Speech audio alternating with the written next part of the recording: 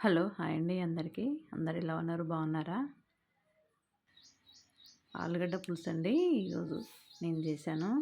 ఎలా చేసుకున్నానో మీరు కూడా చూడండి. ఏం లేదండి, సింపుల్‌గా ఎవరైనా చేసుకోవచ్చండి. చాలా టేస్ట్ ఉంటది. బాగుంటది.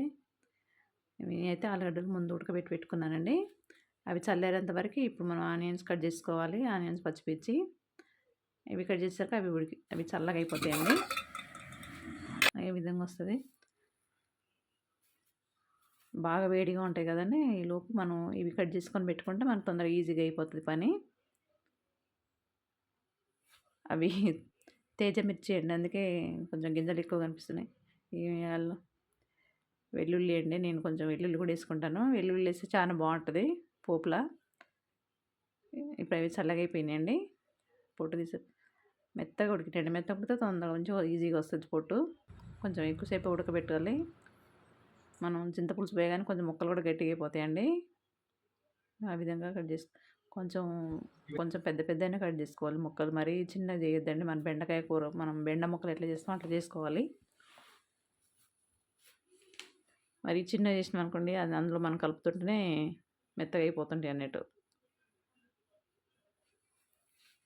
ఆనియన్స్, పచ్చిమిర్చి, జీలకర్ర, పసుపు వేసి కొంచెం మగ్గించుకోవాలండి. మగ్గిన తర్వాత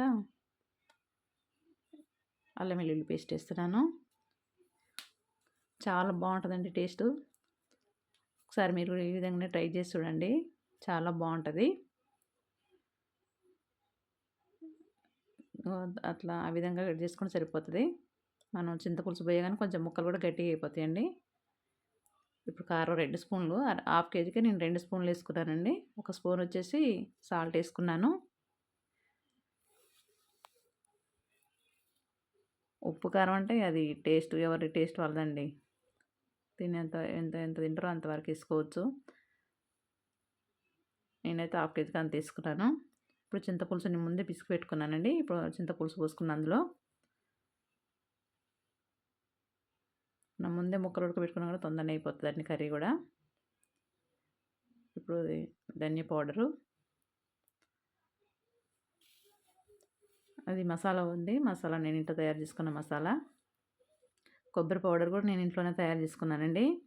ఇంట్లో తయారు చేసుకునే టేస్ట్ ఉంటే కొన్ని అసలు బాగోండి.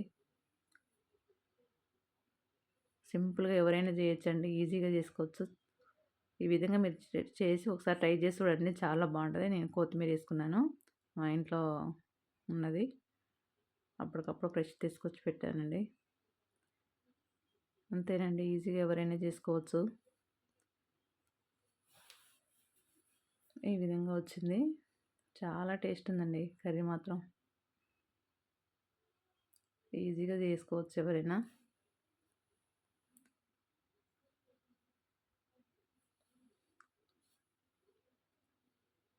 సూపర్, చాలా బాగుంది. లాస్ట్‌లో నేను కొంచెం కొత్తిమీర వేసుకున్నానండి. ఓకే అండి. Thank you.